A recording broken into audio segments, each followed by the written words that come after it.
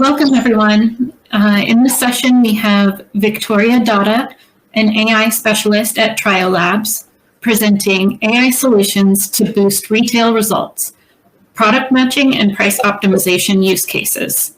Just a quick note to attendees to please post your questions in the Q&A box instead of the chat. Victoria, off to you. Thank you, Kelly. So hi, everyone. Thank you for joining us today. I'm glad to be part of the initiative and to be able to meet with our data enthusiasts. So before we dive into the presentation, I'd like to briefly introduce myself. I'm Victoria Dotta, an economist specialized in data science, and I'm currently working as an AI specialist at Tryolabs, an AI and machine learning solutions company. So today, you will get real-life insights into saving time and increasing retail business outcomes with price optimization and product matching AI-powered solutions. So first, I will talk about how a luxury retailer increases its gross margin by 28% with a price optimization AI-based solution. And second, I will present how a multinational retailer corporation increased 150 times its capability to match products between categories using an AI product matching solution. So this is the agenda for today. I will briefly introduce what we do at Tryolabs, just to give some context for the business cases, and then I will talk about AI in retail and the potential gains in the industry, followed by optimization and product matching solutions applied in the retail industry with real business outcomes. And finally, I will leave you with some tips on how you could get started, whether you're coming from a business side or a technical one. So Tryolabs is a pioneer AI solution firm in the Americas with over 12 years of track records. We help retailers get AI right by providing expertise in all the phases of AI initiatives, from ideas to execution, from what could be the definition of opportunities in an AI roadmap up until implementation in production, iteration, and improvements. So during this talk, you will see how technologies such as predictive analytics, computer vision, and natural language processing help retailers boost their business results. So let's start with AI delivered in the retail industry. So according to McKinsey Global Institute, artificial intelligence offers a big opportunity for the retail industry. Estimated in a study, the potential annual value of artificial intelligence for the retail business is at $400 billion to $800 billion globally. So in today's world, AI applications are not just an Amazon thing. More and more retailers are joining the race with the aim of creating a competitive advantage. So from personalizing promotion to forecasting demands, retailers can take advantage of AI tools to better understand their customers and operate more efficiently, optimizing both time and resources. So after this introduction, let's dive right into what's price optimization, why it's important. So price optimization is the process of finding the optimal price for a product to achieve a set of business outcomes. And it's so relevant because it directly affects the retailer's bottom line. So this type of technology application in such core areas for a retailer's business is where we can generate the greatest value. And this implies finding the optimal prices by understanding not only customers' willingness to pay, but also being proactive and adapting to the market conditions. But however, despite the great direct impact it can have in the results, we still see that retailers use pricing strategies with little incorporation of technology and without taking into account customers and market signals. So what strategies am I talking about?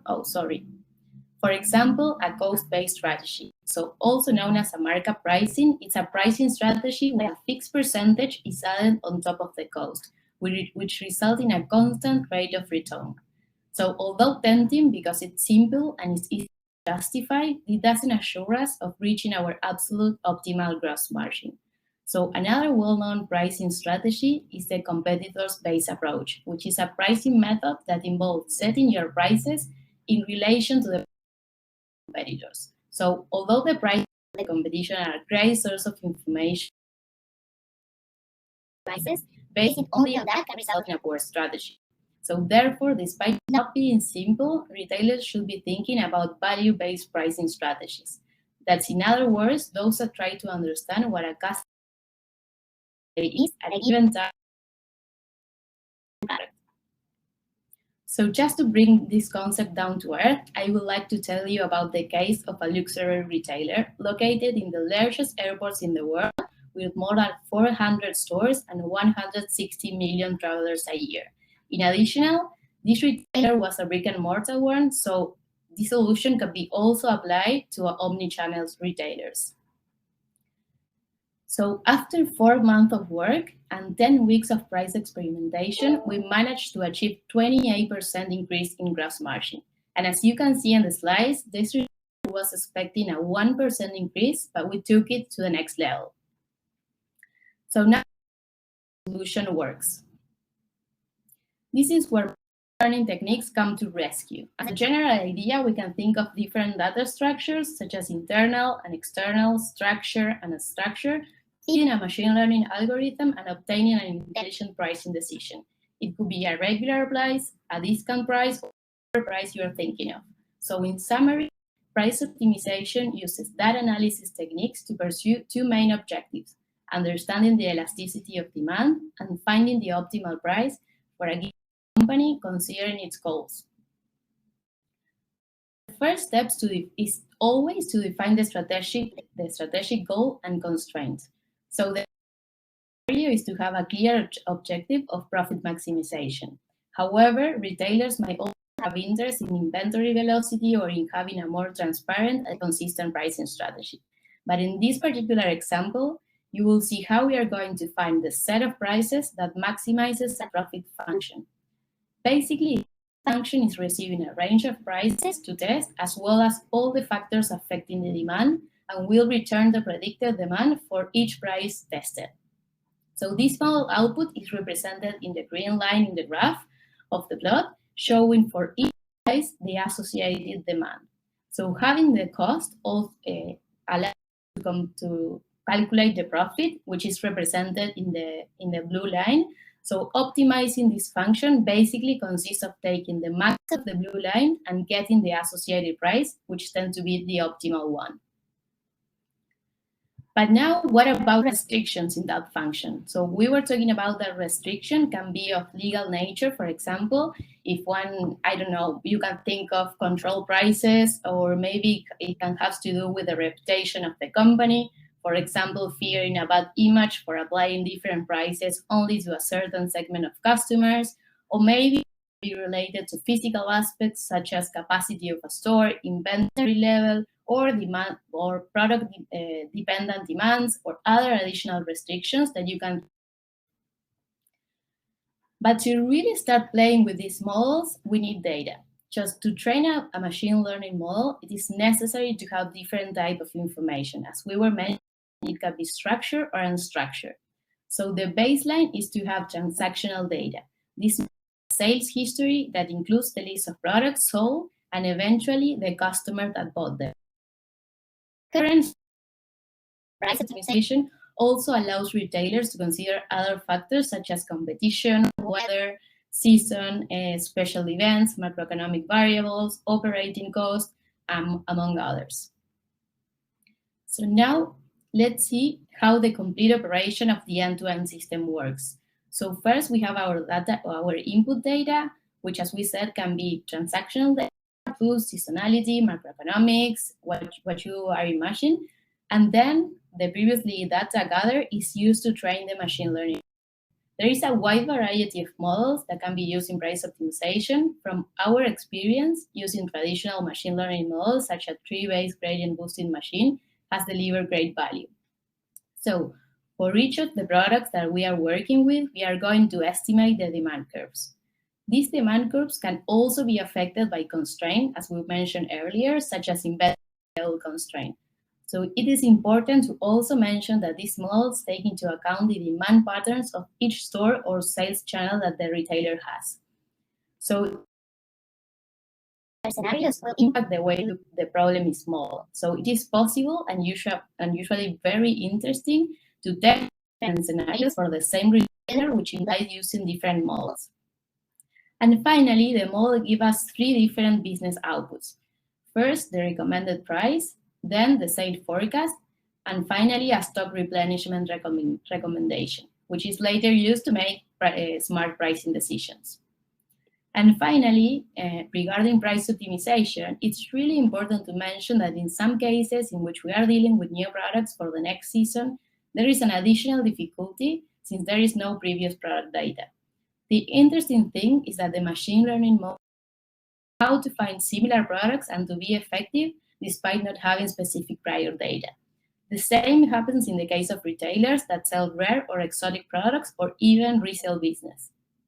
So once the model is trained, these prices can be new products and tested, and depending on the model, the estimate might be an exact price or a range. So the prices obtained by the model can be subsequently adjusted manually by the retailer and optimized regularly. So now let's just move on to our second AI-based solution, product matching. So product matching is the process of identifying identical products within or across several catalogs. This capability of recognizing if one product is the same as another brings exciting possibilities for the retail industry.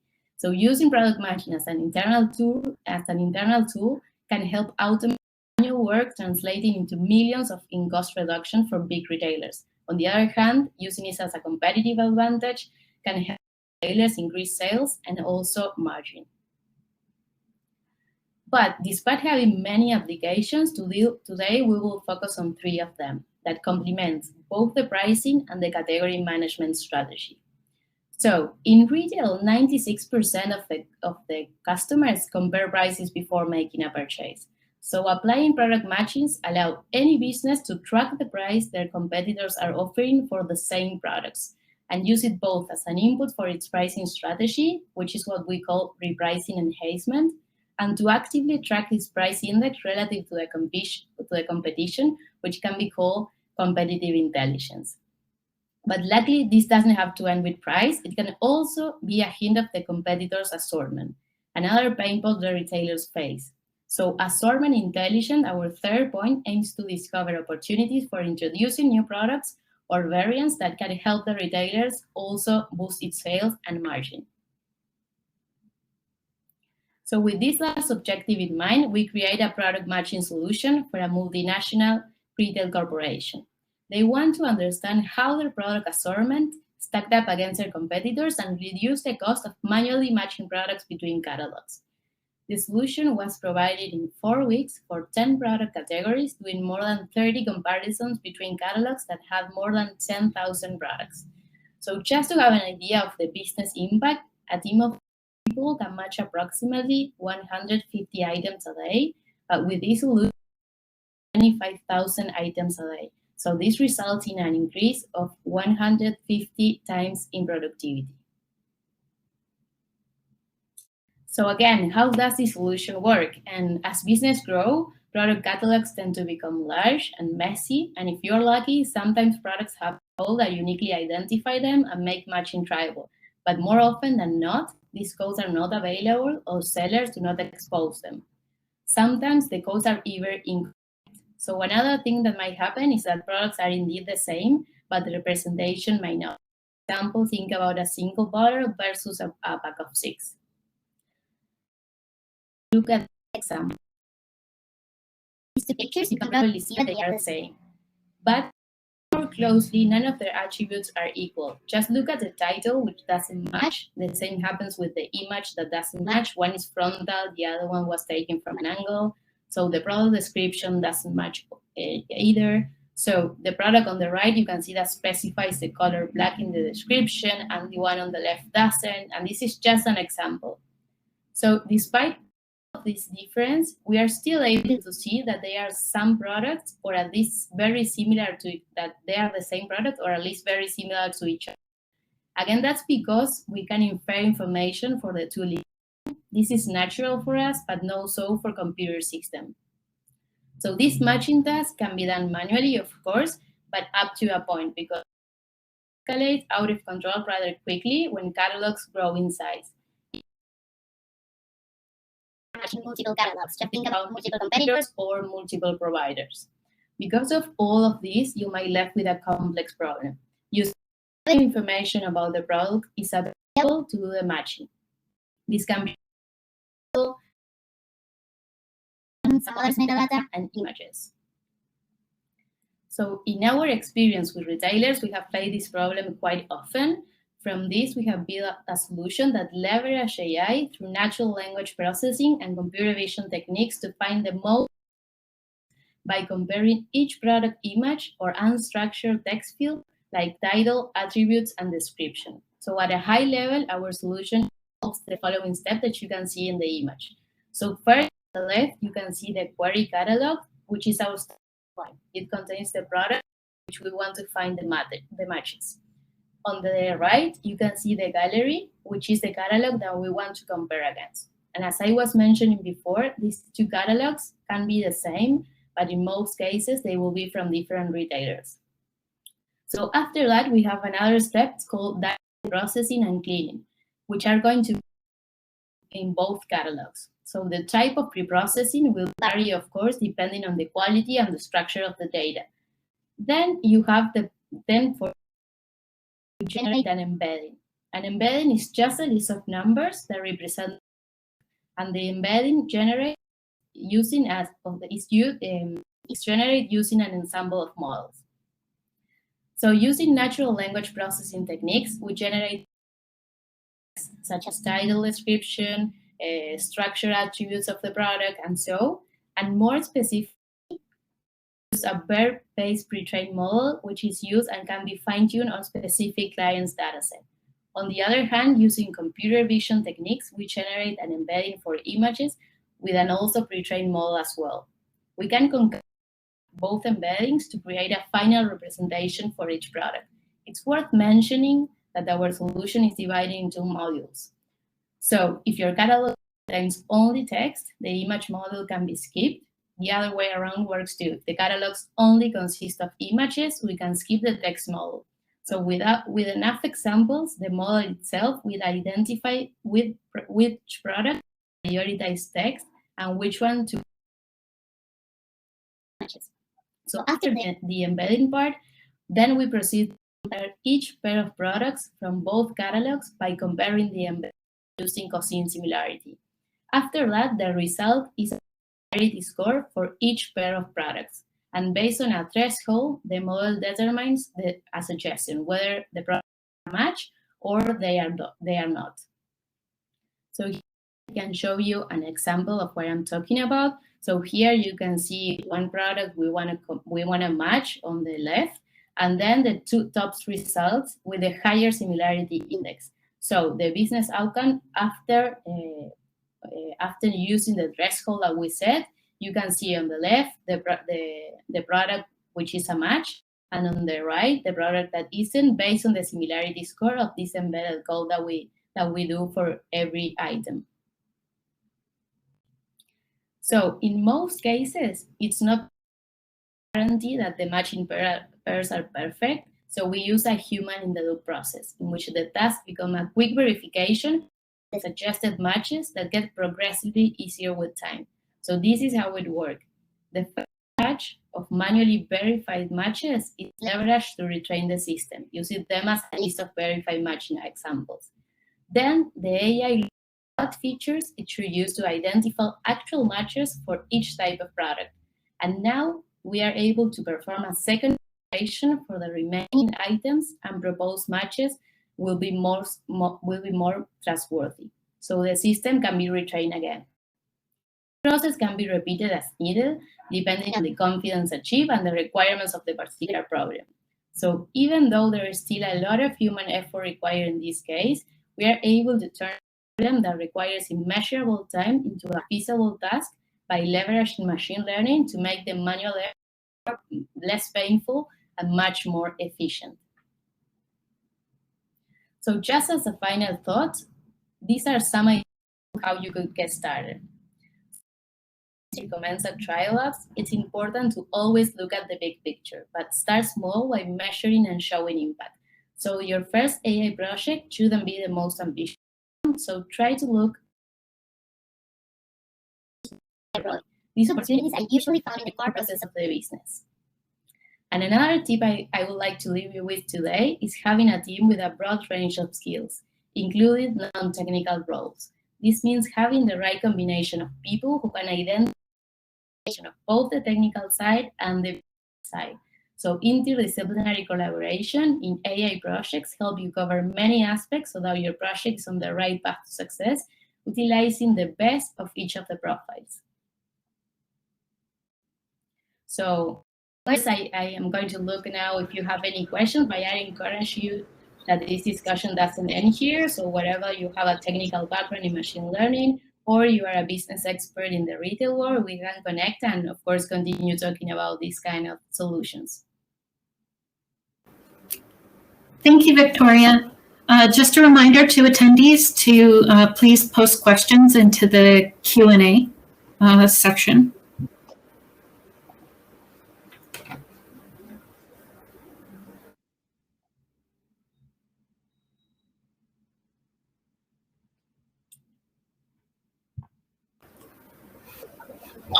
We can give people a minute or two, see if questions pop up.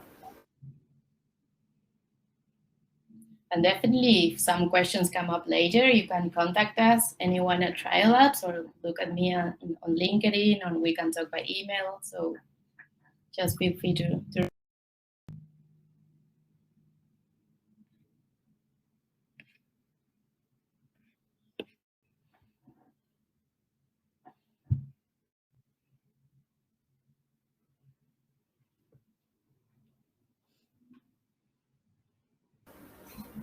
Well, thanks so much, Victoria. And people may reach out to you with questions after they have some more time to think.